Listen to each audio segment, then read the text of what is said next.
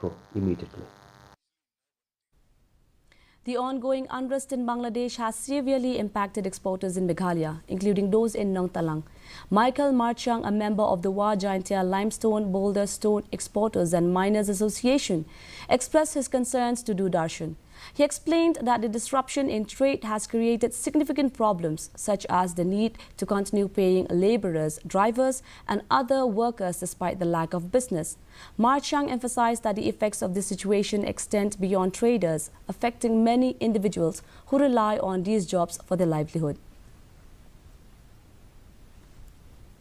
Since the sudden collapse of the Sheikh Hasina government from Bangladesh, we from the exporters, all the exports, all the LCS, all the borders, we are facing a lot of problem because the trade has been stopped now almost 2 or 3 days.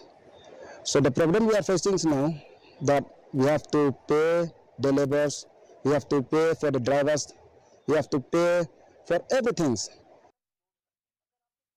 Sora MLA gave in Miguel Milliam on Monday.